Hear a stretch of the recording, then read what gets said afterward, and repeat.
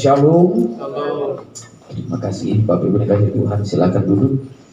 Kita mengucap syukur kepada Tuhan oleh anugerahnya.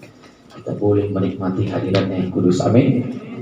Bapak Ibu Saudara yang dikasih Tuhan, mari kita baca kebenaran firman Tuhan. Firman Tuhan yang terambil dari Injil Markus pasal yang ke-9. Markus pasal yang ke-9 ayat 33 sampai 37. Yang sudah dapat katakan amin. Saya akan membacakan ayat 33, Bapak Ibu membacakan ayat 34 ya.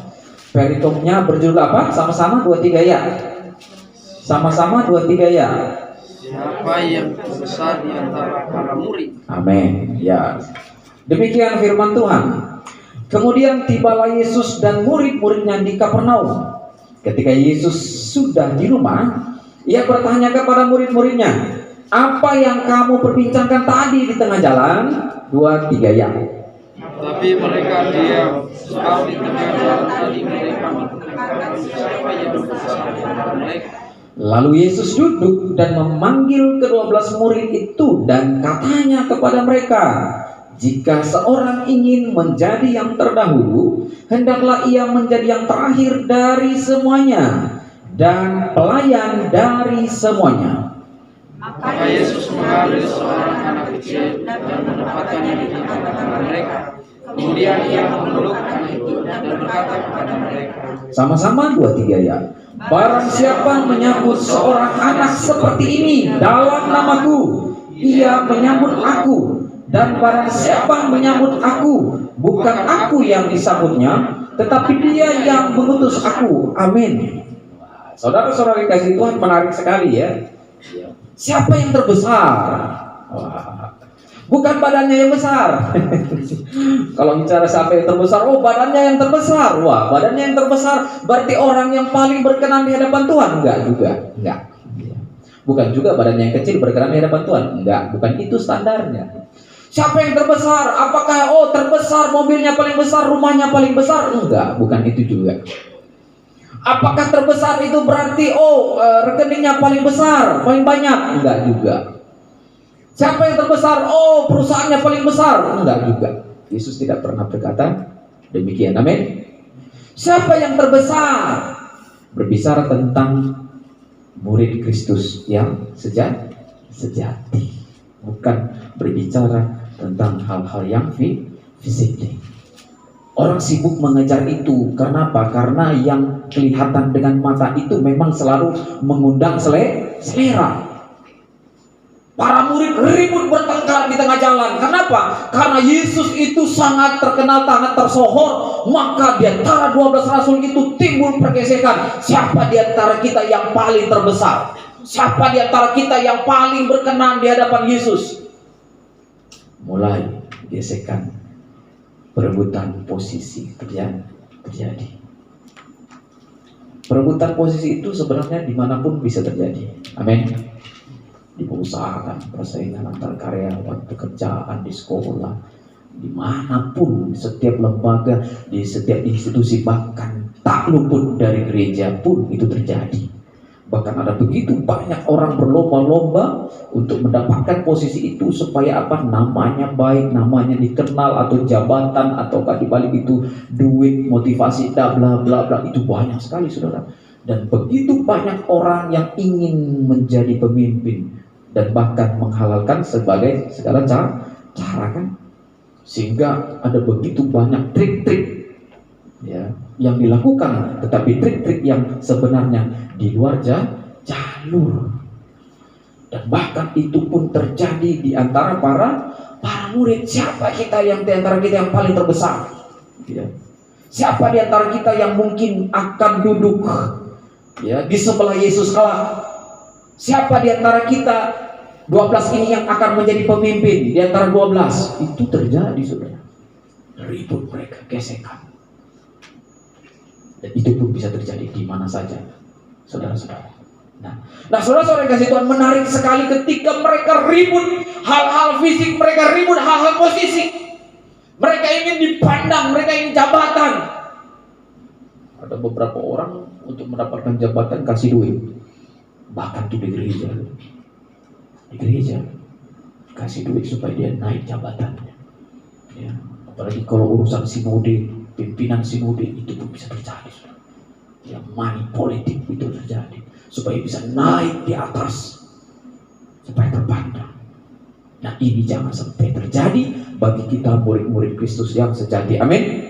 Nah, saudara dikasih Tuhan, maka Yesus melihat keresahan mereka. Apa yang terjadi? Para murid ini tidak melihat bagaimana Yesus itu yang adalah Allah tetapi menjadi manusia, belum sadar. Mereka belum ngeh apa yang terjadi, mereka yang dilakukan oleh Yesus sesungguhnya belum pengenalan yang utuh akan siapa Yesus itu. Seandainya mereka mengenal siapa Yesus itu yang adalah Allah yang menjadi manusia, yang lemah, yang terbatas, yang miskin, dan bahkan sangat-sangat sederhana, saudara, dan bahkan harus mati dan tidak kayu salib. Kalau mereka kenal secara sempurna pada waktu itu, mustahil mereka ingin dan bahkan berebut. Karena Yesus sendiri meninggalkan surga menjadi manusia. Amin. Mustahil Yesus rela menjadi manusia. Ketika murid lihat itu, maka mereka pasti malu akan diri mereka. Malu, mereka ingin menduduki jabatan yang begitu. Sementara Yesus dari surga turun ke bumi, tetapi manusia ingin naik ke surga. Inilah yang terjadi dengan siapa? Iblis. Iblis katakan apa? Aku ingin naik ke takhta Allah. Aku ingin menyamai Allah. Aku ingin sama seperti Allah. Hati-hati. Dan ketika di Taman Eden itu pun, maka itu juga senjata yang dipakai oleh iblis. Visi itu juga yang ditanamkan di dalam Adam dan Hawa. Oh tidak, makan saja itu. Allah telah berbohong. Kalau nanti engkau makan, maka engkau akan sama dengan Allah. Itu visi iblis. Dilemparkan dari surga ke bumi.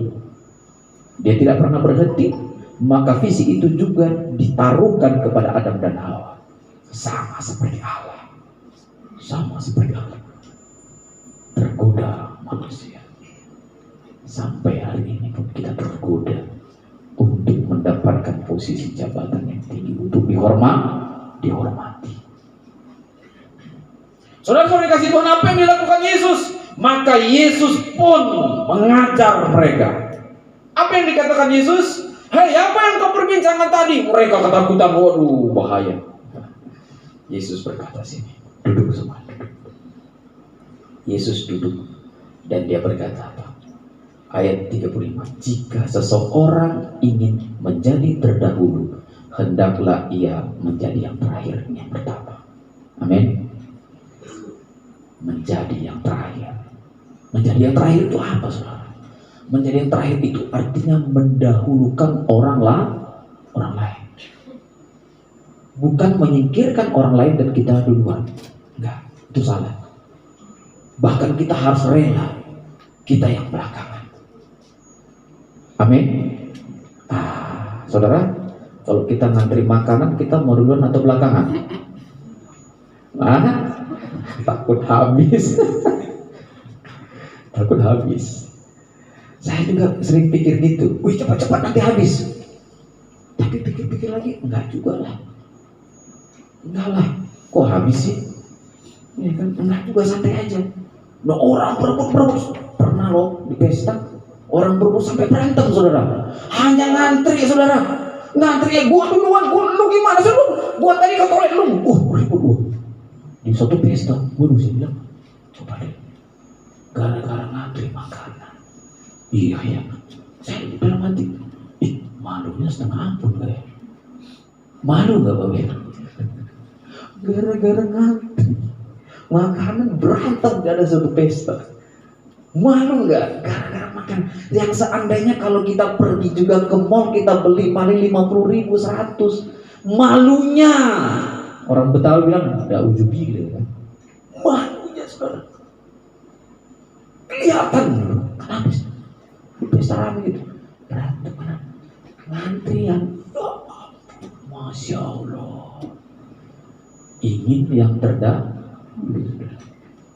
Nah, coba lihat orang yang ingin terdahulu juga, ya, berkendaraan motor mobil. Waduh, ngeri. Kita jalan, sap. Apalagi kalau udah ngantri kan, emosinya tinggi enggak? Oh, apalagi kalau di tol, saudara. Udah di tol, ada yang masuk, rasanya panas enggak? Dia menyelip kepalanya. Ya ampun, gitu itu kita gitu. Dia masuk tengah, ya kan, belok ini, ya ampun.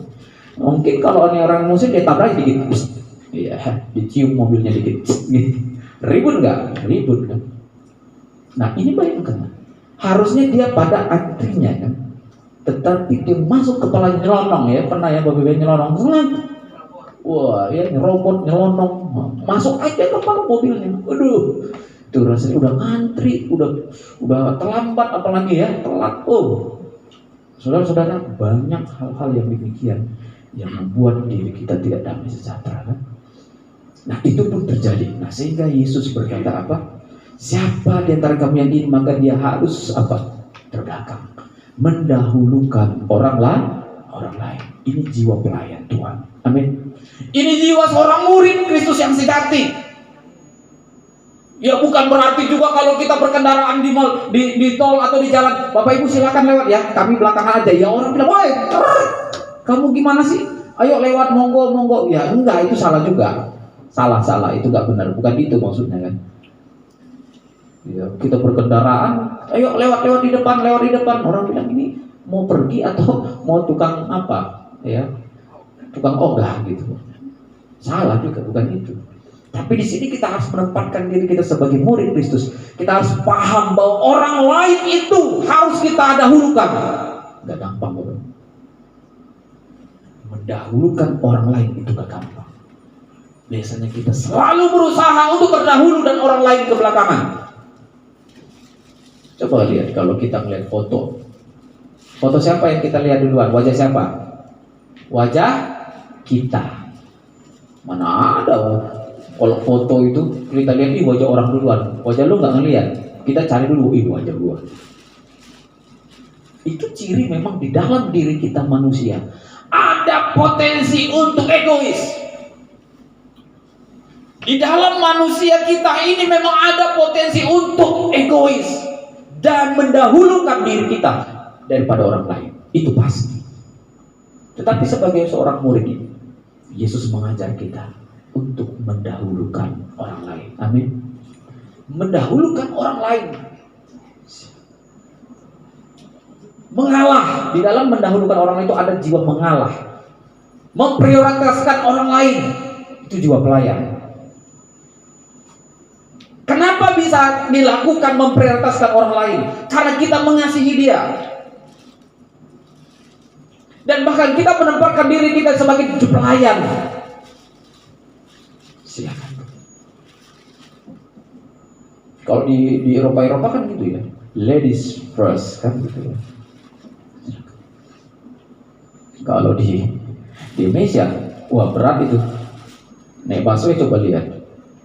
Ya, saya pernah naik busway, udah jarang sih sebenarnya ya. Dulu pernah ada ibu-ibu ya, kita lihat dia masih muda-muda semua, ibu-ibunya diri gitu.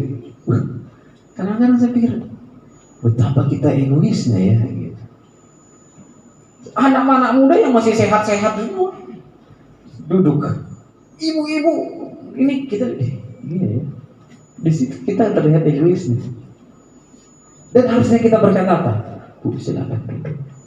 Toh juga kita masih muda kok. Memang kita kalau ada pegangan juga, emang kalau kita ini enggak juga. Itu adalah ciri seorang melayani hati murid.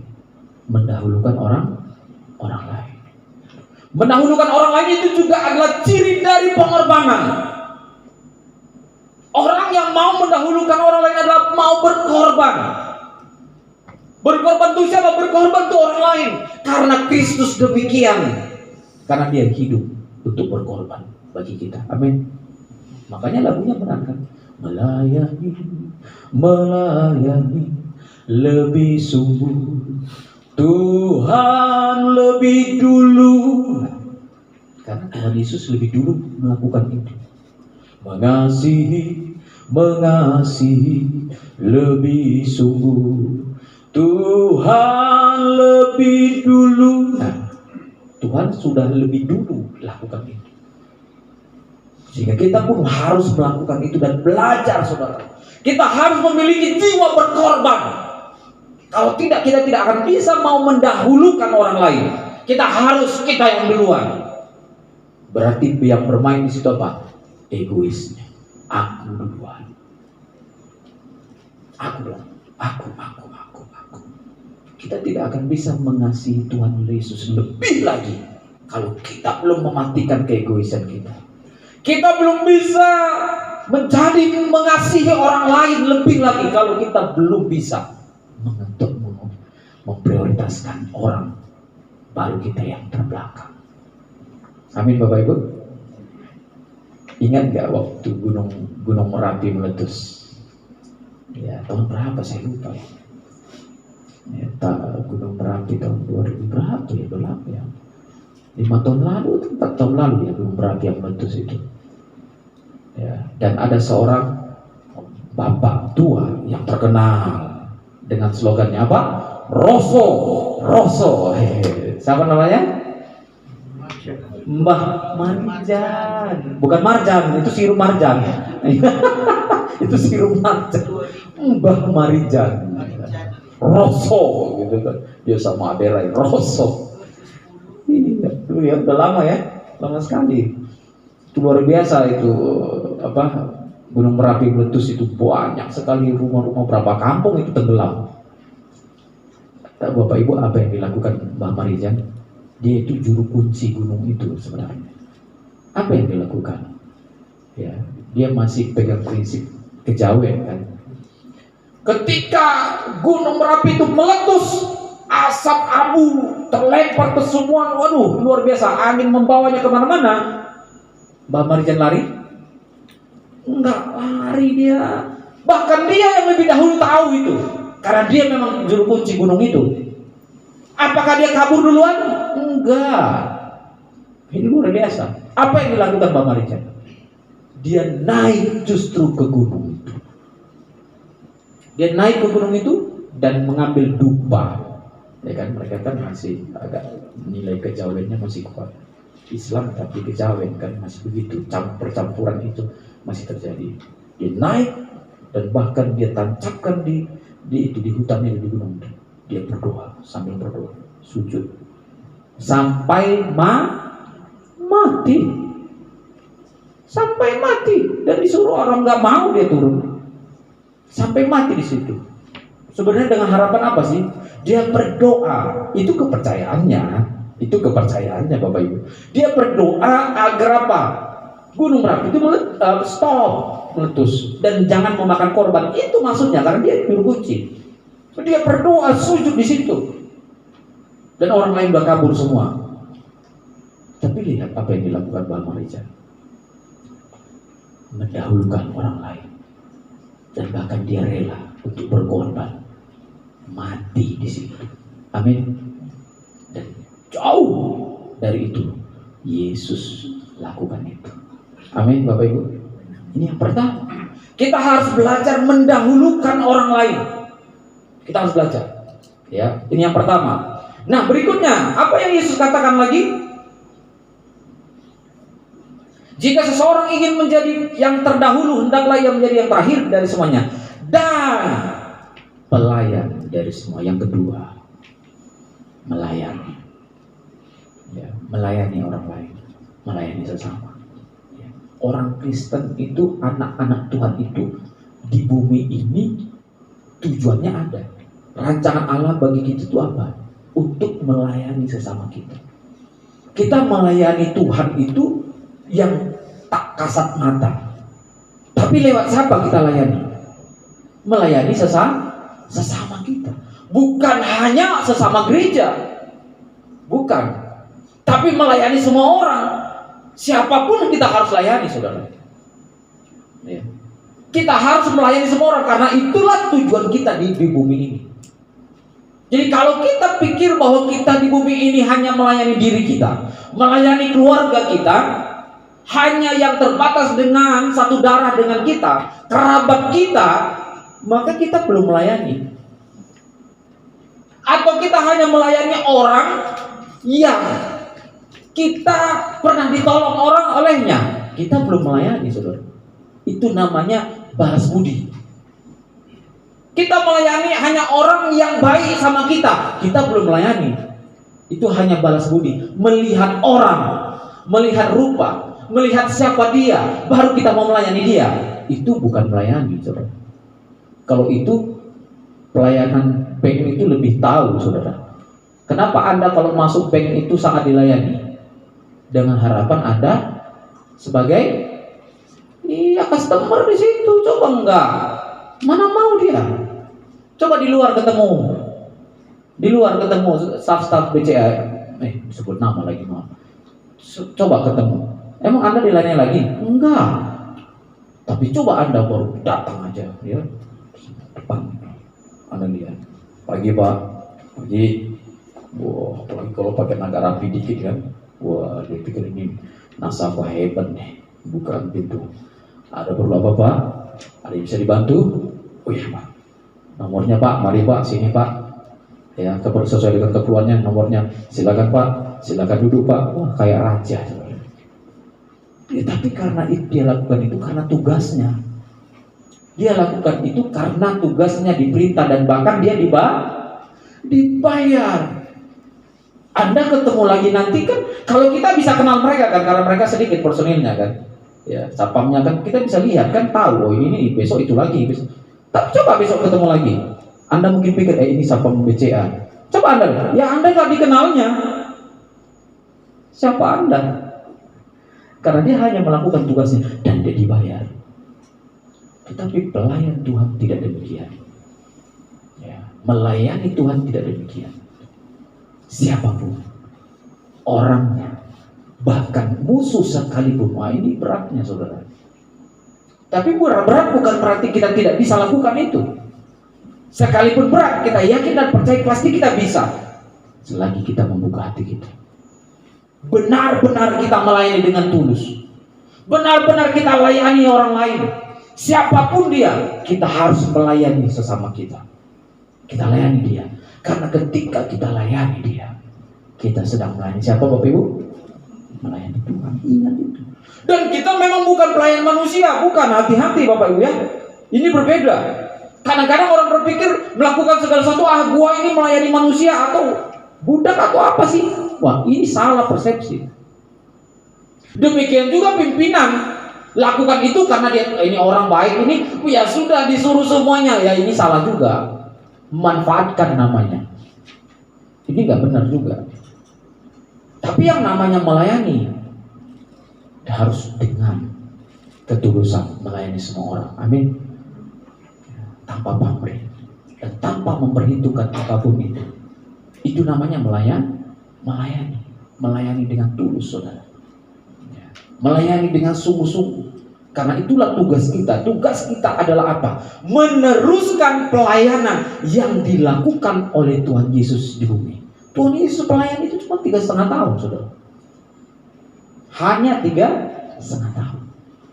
Tugas kita lah sebagai anak-anaknya meneruskan pelayanan itu. Lebih lama mana kalau iring waktu? Kalau lihat waktu, Yesus hanya 3,5 tahun, saudara. Harus mati memang. Karena itu memang sudah ditetapkan oleh Bapa bagi Yesus. Kita melayani, coba ya kalau kita sampai umur 70 tahun, 80 tahun. Ada orang yang melayani Tuhan itu sudah 50 tahun. Ada orang yang melayani Tuhan 30 tahun, 40 tahun. Tapi pertanyaannya, apakah benar-benar sudah melayani atau tidak? Itu harus kita cek diri kita.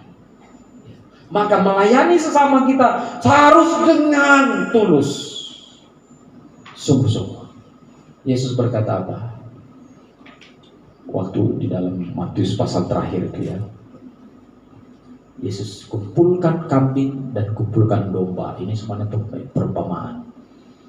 Domba di sebelah kanan, kambing di sebelah kiri. Kumpulkan, dan yang kambing marah, protes loh. Tuhan, kapan kami tidak mengasihi Engkau? Kapan kami tidak melayani Engkau, Tuhan? Tuhan Yesus bilang apa? Ketika aku lapar, Engkau tidak memberi aku makan. Ketika aku telanjang, Engkau tidak memberi aku pakaian. Ketika aku haus, Engkau tidak pernah memberikan aku minum. Emang Yesus datang ke rumah kita, saudara, pakai gondrong, jenggot, jubah, datang ke pelopor? Bu, itu Yesus datang. Bisa saya pesan, banyak orang-orang bule yang mirip. Sudah, saya pesan. Coba lihat aktor The Passion of the Christ. Saudara pun kalau itu foto itu dipampang di rumah saudara, saudara pikir itu Yesus. Apalagi kalau kita undang dia datang, pakai jubah, pakai sepatunya kayak memang ala-ala Timur Tengah, pakai jubah, jenggot digondrong, dia datang ke rumah saudara. Bu, coba, Tuhan Yesus datang ke rumahku. Baru kita nggak, kan Yesus nggak begitu, saudara. Tiba-tiba datang ke rumah saudara, berikan aku makan, berikan aku minum, berikan aku pakaian. Enggak lah. Kapan itu datang? Yesus sedang mempresentasikan dirinya dengan orang-orang yang membutuhkan di sekitar kita. Amin. Orang-orang yang memerlukan di sekitar kita. Kita punya pakaian sampai mewah-mewah, saudara, beri, waduh, mahal-mahal kalau boleh, jutaan. Orang nggak punya baju, kita cueknya setengah mati. Orang nggak makan, kita cueknya setengah mati, saudara. Orang haus, kita cueknya setengah mati, saudara. Kita berlebihan, saking berlebihnya melemak di mana-mana. Jujur, lemaknya di mana-mana. Kita kadang-kadang kurang memahami sesama kita, orang lain yang membutuhkan. Kenapa? Karena lapar sedikit makan, haus ya minum. Kan kita kan terpenuhi semua. Kita enggan merasakan apa yang mereka rasakan. Mungkin karena berlebihan atau sebaliknya. Ini bahayanya kita, saudara. Bahaya kita anak Tuhan kalau sudah nyaman di situ. Kita kurang merasakan apa yang dirasakan oleh mereka. Padahal mereka sebenarnya itulah presentasi dari Yesus. Saudara-saudara harus berusaha, ya, bercoba, belajar, lebih berempati lagi kepada sesama kita. Amin. Kita harus belajar. Jangan seperti ilustrasi berikut ini, ya. Itu sebenarnya saudara mungkin udah pernah dengar. Ada seorang hamba Tuhan. Mari saudara, kalau engkau punya baju pakaian 2-3, kasih kepada sesamamu. Amin. Jemaat semangat bilang amin. Kalau engkau punya sepatu 2-3, kasih sesamamu. Amin. Jemaat bilang amin. Kalau engkau punya tas, kasih kepada orang yang membutuhkan. Amin. Amin semua, saudara. Amin. Selesai ibadah, ya. Pak pendeta pergi, ya kan? Tinggal anaknya dengar papanya khotbah luar biasa dahsyat, kan? Tinggal anaknya di rumah, ya. Mungkin Pak pendeta sama Ibu pendeta pergi, ya. Tiba-tiba ada fakir miskin lewat, pemulung di depan rumah mereka, ya, minta-minta, dan pakaian compang-camping. Aduh, nggak punya baju bapak ini. Nah, sini Pak. Bapak nggak punya baju. Nggak punya. Lapar. Mari sini. Masuk ke rumah. Makan, dikasih minum. Dikasih sepatu bapaknya dari kamar. Kasih sepatu. Pak pakai sepatu. Bapak nggak pakai sepatu. Mandi dulu deh. Mandi. Anaknya polos dengan khotbah. Tapi itu benar. Memang itu harusnya. Bapak nggak pakai celana. Ya ini celana papa saya bagus cantik. Kasih. Bajunya nggak ada, ya kasih lagi. Terus papa gimana lagi? Uangnya nggak ada, kasihlah uang papanya dari kamar. Kasih semua udah komplit. Gimana Pak? Terima kasih.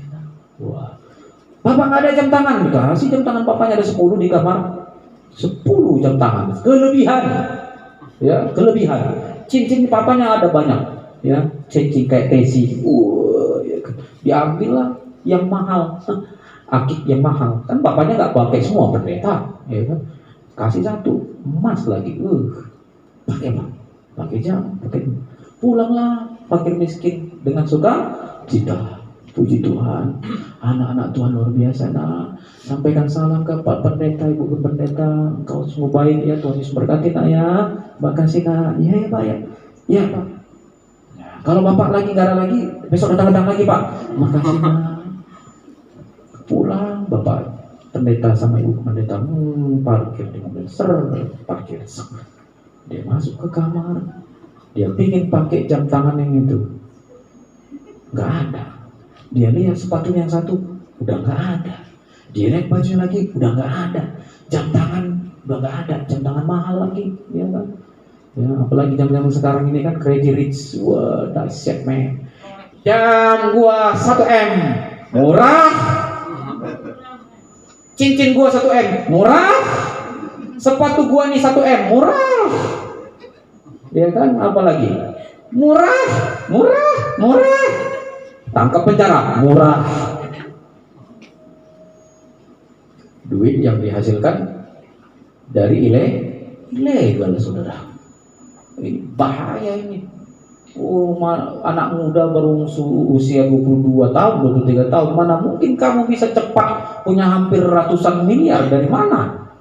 Kalau kamu baru umur 22, 23, kalau kamu bekerja dengan baik, nggak mungkin ratusan miliar. Tidak mungkin. Secara logika nggak akal sehat. Kecuali kamu anak kolong melarat, kolong merat, bukan kolong melarat. Ya, saya punya banyak ember di rumah. Ya, kecuali itu kan diwariskan, bukan kamu yang kerja. Kamu dikasih orang tuamu, itu bisa banyak, saudara. Apalagi rejim Babe yang dulu, presiden yang lama. Oh, itu bukan ratusan miliar keturunannya, triliun-triliun dikasih. Nih kasih. Zaman dulu itu presiden yang lama, ya itu uang kita semua itu, saudara. Ya, dikasih uang rakyat, ya kan? Pulang bapaknya mana ditanya, siapa yang tinggal tadi di rumah? Itu anak kita sama pembantu. Tanya, "Mbak, kamu kasih mana ini saya?" "Nggak tahu Pak, sepatu saya nggak tahu." "Ya itu nggak tahu Pak, saya kan di rumah doang. Udah tadi bapak pergi, udah beres ya udah. Tadi ada ini si anak bapak, Tuhan gitu kan. Tuhan ini di sana." Wah, panggil. "Nah, di mana ini papa? Sepatu papa ini semua." "Pak, aduh Pak, puji Tuhan Pak." "Kenapa nak? Aku tuh mulai belajar melakukan firman Tuhan. Tadi papa khotbah itu, aduh aku tersentuh Pak." "Kenapa emang?" "Tadi di depan gereja, di depan rumah kita ada fakir miskin. Waduh, nggak pakai baju Pak, celananya compang-camping Pak, nggak pakai sepatu. Aduh Pak, kasihan Pak. Saya suruh makan di rumah, minum di rumah, udah kenyang, kasih pakaian, kasih baju, kasih celana, kasih sepatu, kasih jam papa, kasih cincin papa, kasih tas papa yang papa beli dari Eropa." Teng, naik darah tinggi papanya, teng, pingsan. Dia bangun, "Papa, kenapa Papa?" "Nah, itu khotbah untuk jemaat, bukan kita." Waduh, khotbahnya hanya untuk jemaat, bukan untuk kita. Nah, ini pendeta bahaya ini. Ini pendeta penjual obat. Pendeta penjual obat kurap. Ya, saudara, kalau di pasar pacar itu ada penjual obat kurap. Obat kurap, kadas kurap. Dia pakai? Enggak, dia pakai, saudara. Saudara yang pakai. Wah, bahaya, saudara. Enggak, ini bahaya. Itu tidak benar. Apa yang kita katakan harus kita lakukan, amin. Dan kita belajar, bukan kita semua sempurna, saudara. Enggak, kita sedang berusaha belajar, saudara. Dan kita berusaha untuk melakukannya. Kalau memang kita ingin menjadi murid Kristus yang sejati. Jangan sampai kita terlalu ego sekali dengan diri kita. Egoisme dengan diri kita, mencintai diri kita berlebihan. Itu gak benar. Hati-hati.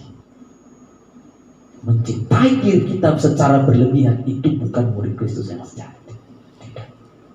Tidak bisa atau belum bisa melepaskan apa bagian diri kita. Kita belum bisa melepaskan dari bagian diri kita yang kita miliki. Bukan murid Kristus yang sejati.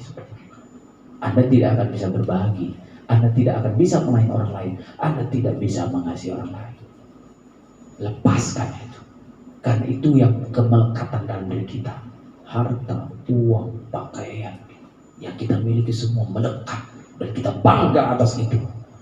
Dan kemudian kita ketika orang lain yang memerlukan kita, itu mahal sekali. Hati-hati dengan hidup konsumerisme, hedonisme, kenikmatan, hedonisme, gaya itu kira-kira itu melekat saudara. Dan saudara enak melihatnya. Saya ketika melihat itu jijik saudara. Maaf saya katakan, meskipun dia sebenarnya orang Kristen, jijik saya. Ketika lihat di medsos, kita lihat di YouTube, di TikToknya, saya lihat ini anak muda siapa? Anak muda baru belum sampai 25 tahun yang ada di Medan, atau Parapat sana, kampung sana, atau Parapat kampung saudara.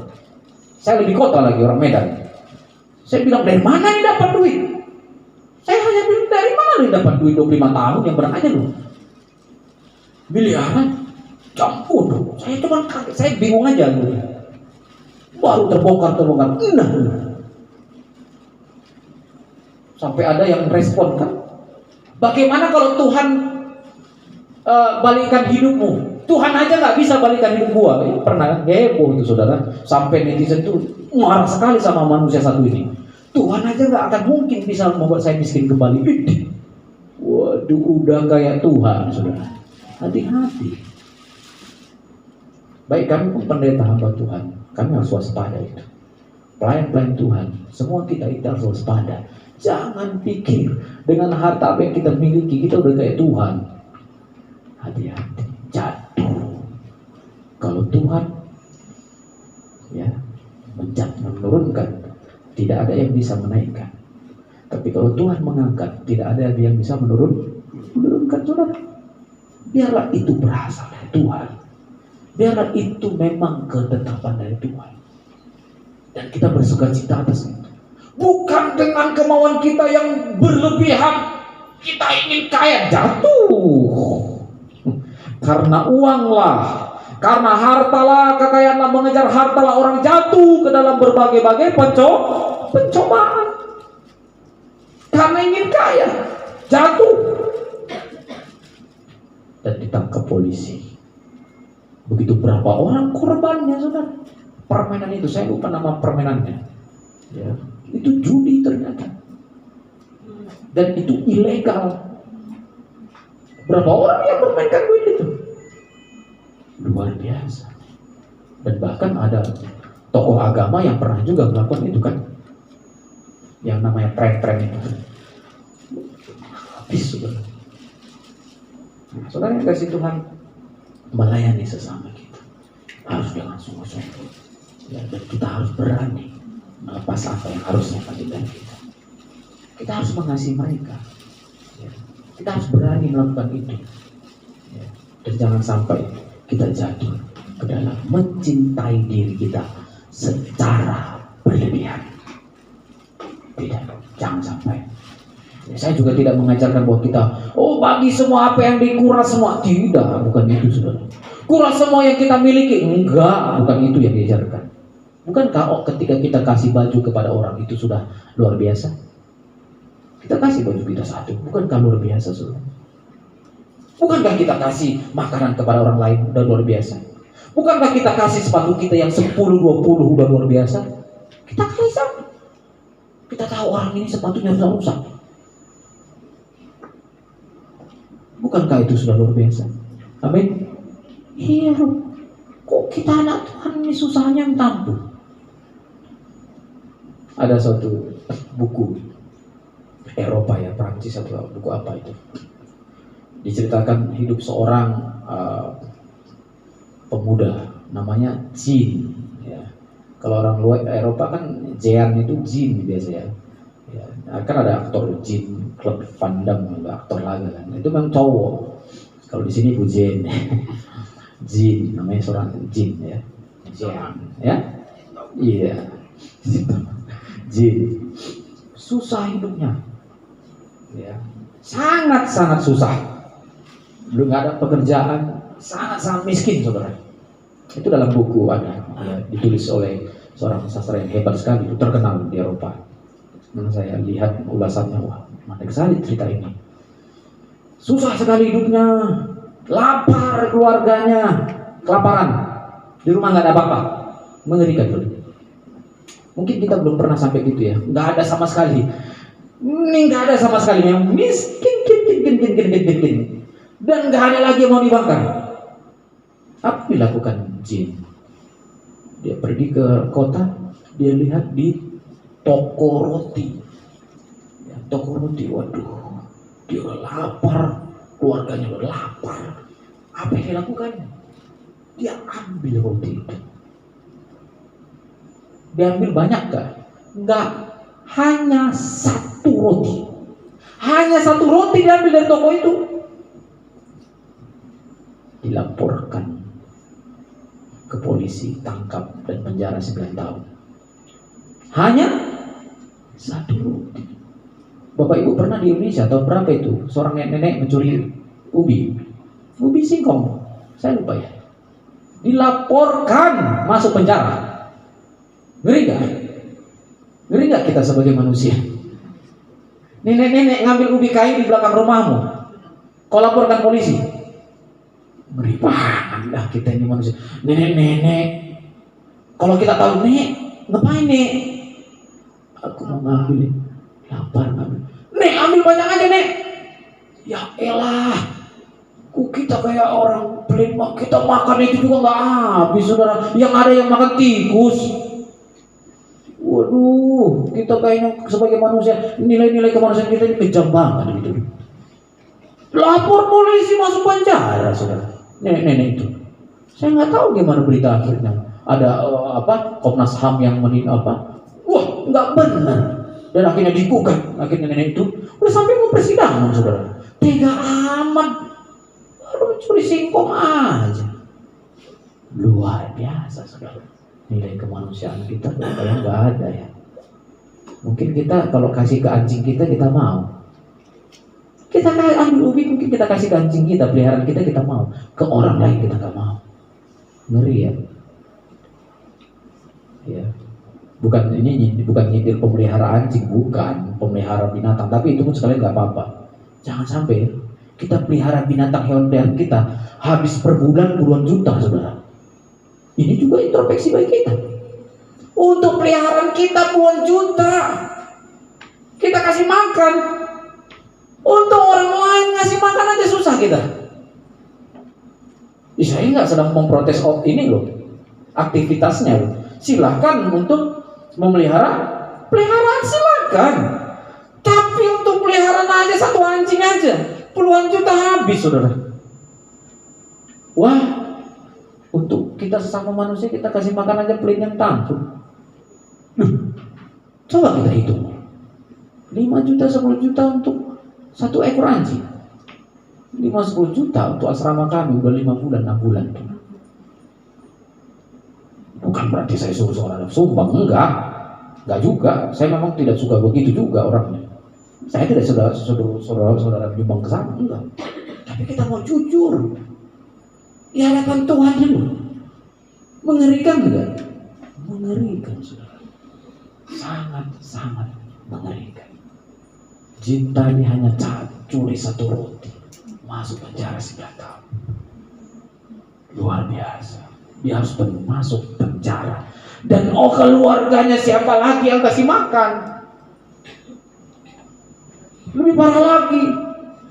Nah, saudara, ini kasih Tuhan, saya mengutuk pintu hati kita agar kita lebih mengasihi lagi. Amin.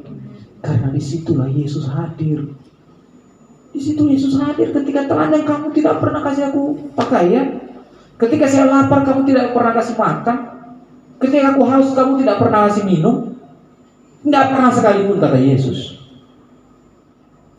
Jangan sampai kita jatuh ke sana. Kita tidak pernah berbuat apa-apa bagi orang lain, bagi sesama kita. Amin. Ya. Saudara-saudara yang dikasih Tuhan, ada beberapa gereja yang menarik sekali. Ya, beberapa gereja aset teman-temannya. Ya, karena kepedulian mereka lakukan apa? Yuk, kita sekali yuk. Kemana? Ke panti jompo.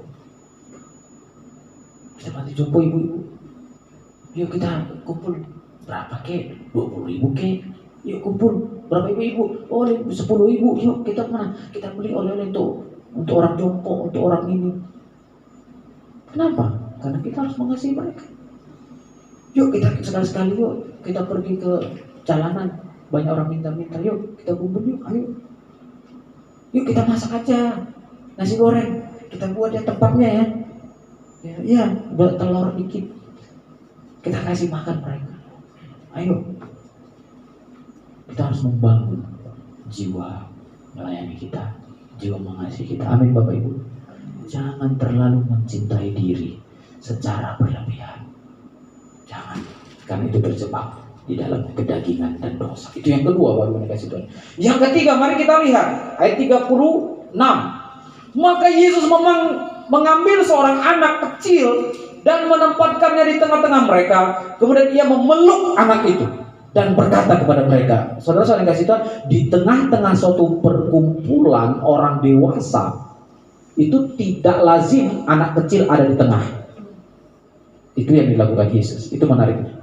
Ya, kita kalau kumpul, coba kumpul saudara, kumpul, apalagi kalau orang Batak, orang-orang yang terlalu legalitas ya. Coba, itu kalau kumpul keluarga orang Batak, anak kecil lewat-lewat, Oleh kalau orang Batak ada tulangnya datang. Tulang itu bukan tulang ini saudara. Paman, ya orangnya si bayanya, ya hula-hula. Itu raja itu kalau paman saudara. Datang dari kampung, datang dari mana? Tamu, anak-anak kecil, iya nggak boleh tengah. Yo, itu kumpul semua orang tua. Tapi Yesus justru tempatkan dari tengah. Luar biasa. Kalau orang Batak mana bisa? Anak-anak kecil semua keluar semua, nggak boleh. Pas makan pun, wah daging ayam, daging B2, daging apa semua dikasih semua sama tulangnya. Tulang dulu, kasih tulang. Berlebihan saudara. Maka semua kalau tulang-tulang perutnya buncit. Wah, gitu kan. Makannya berlebihan. Dijamu luar biasa. Hula-hula itu raja. Iya, tulang duluan, kasih tulang. Ya. Nanti setelah tulang makan, sisa tulang-tulang dikasihlah ke anaknya. Tulang makan, sisa tulang-tulang itu tuh anaknya. Anak kecil hanya ini cekernya aja. Cekernya anaknya. Untuk anaknya dikasih ceker. Ya, untuk tulangnya dikasih. Waduh, komplit. Wah, itu semuanya kan tradisi saudara. Tradisi yang sebenarnya harus kita jeli di sana, jangan sampai terjebak juga loh. Ya jangan. Dan Yesus melakukan sesuatu yang baru. Dia ambil anak kecil itu, ditempatkan di tengah-tengah kumpulan mereka. Begini. Ingat waktu juga suatu dalam Injil, waktu anak-anak itu datang kepada Yesus kan, pergi. Nah itu kan budaya saudara. Tapi Yesus katakan, tidak. Dia gendong anak kecil. Ya, memecahkan kebuntuan budaya itu yang sekarang kadang-kadang kurang tepat lah begitu. Ya terlalu kita lakukan sesuatu yang kurang baik juga. Tuhan Yesus tempatkan anak kecil itu. Lihat,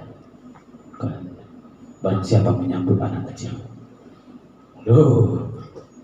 Murid-murid kok menyambut anak kecil? Ya, mari kita baca lagi ya.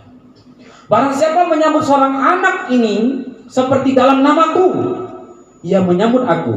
Barang siapa menyambut aku, bukan aku yang disambutnya, tetapi dia yang mengutus aku, Bapa. Saudara-saudara, anak kecil itu kan polos, tulus. Anak kecil itu kan sangat-sangat apa adanya, nggak ada kemunafikan.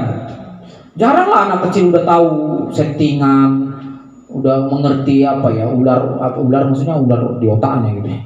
Banyak apanya kan, tipu muslihat. Anak kecil itu kan belum paham itu.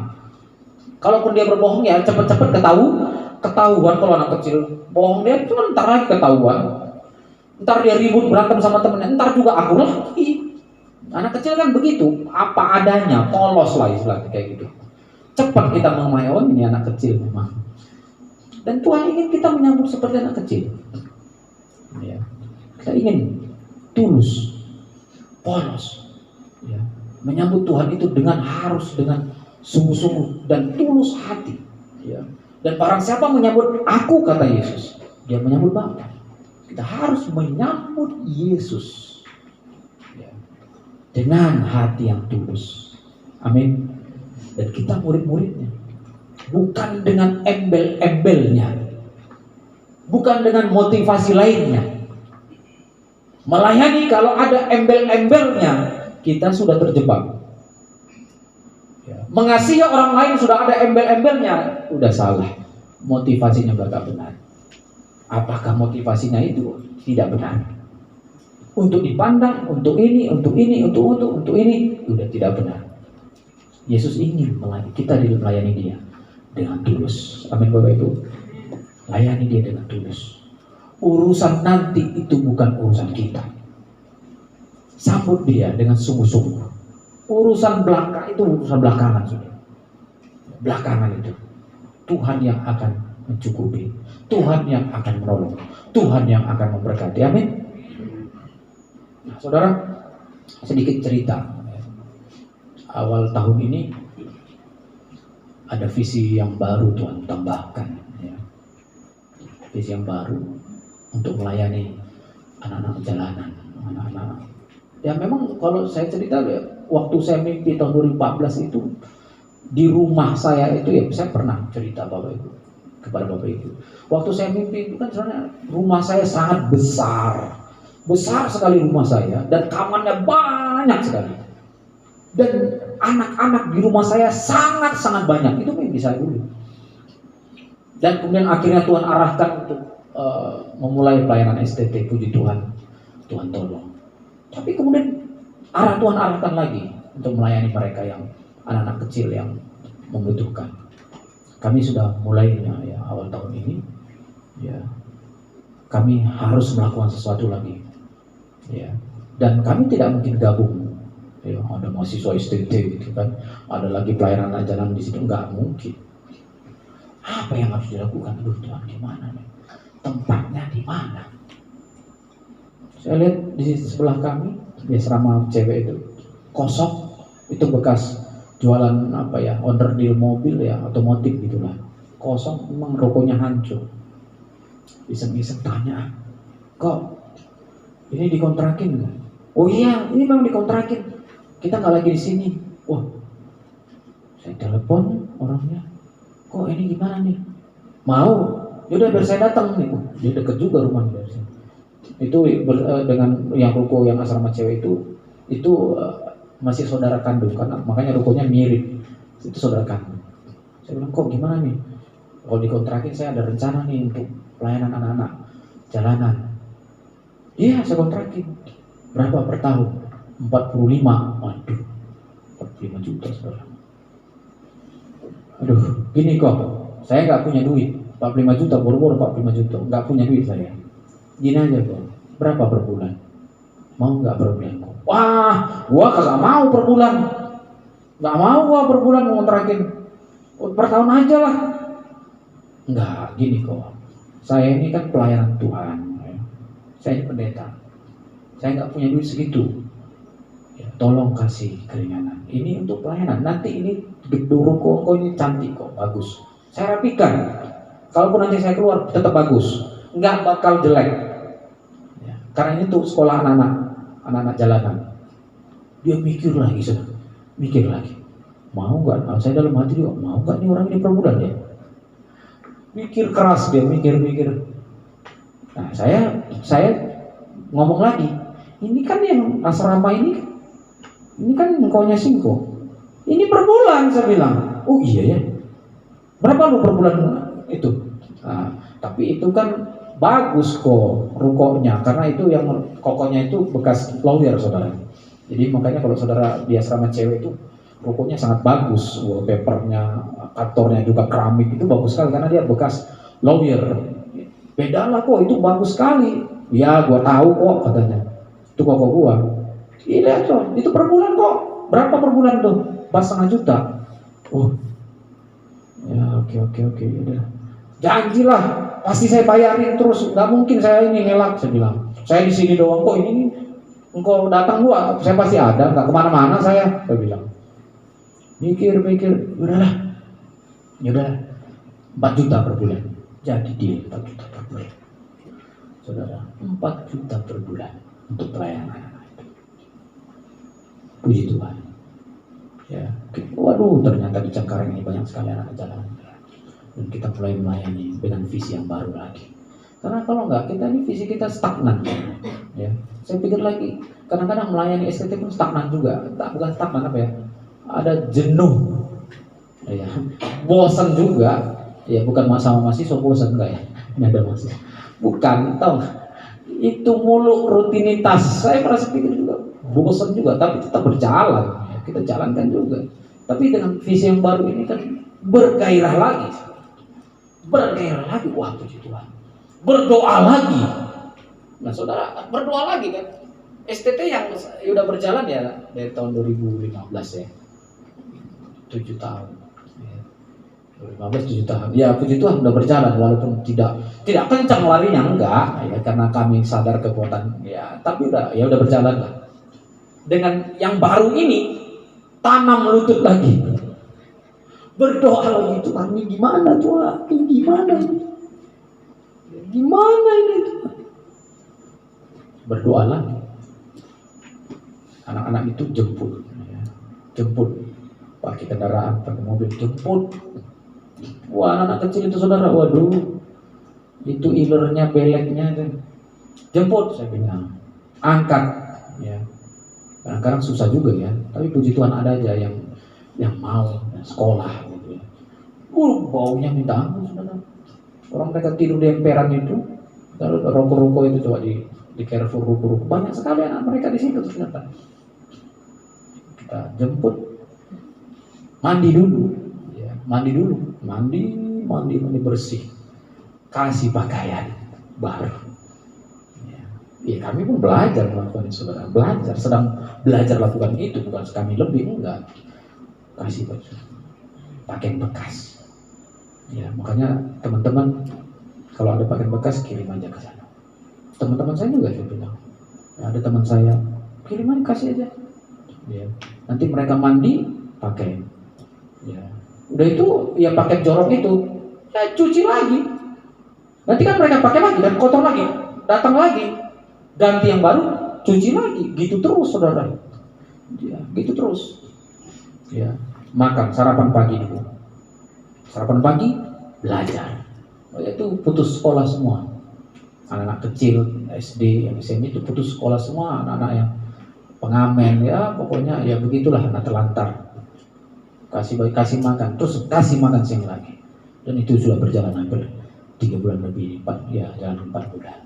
Nah kita apa ya kita mulai visi yang baru lagi, kita mulai lagi coba apa yang kita bisa lakukan untuk menyenangkan hati Tuhan. Ya, kita belajar ya, bukan mau untuk ogah-ogahan enggak saudara, tapi kita mulai belajar melayani Tuhan. Nah saudara-saudara dikasih Tuhan, kita sebagai murid maka kita harus melakukan itu ya, mengutamakan orang lain dan bahkan mengasihi mereka, mulai berkorban, belajar. Kita sedang belajar saudara, bukan sempurna, kita sedang belajar, dan bahkan kita mulai ya mengasihi Tuhan, melayani Tuhan dengan sungguh-sungguh, dengan motivasi yang tulus di hadapan Tuhan. Urusan lain itu adalah urusan Tuhan. Urusan yang memelihara, urusan yang mencukupi segala sesuatu itu bukan urusan kita.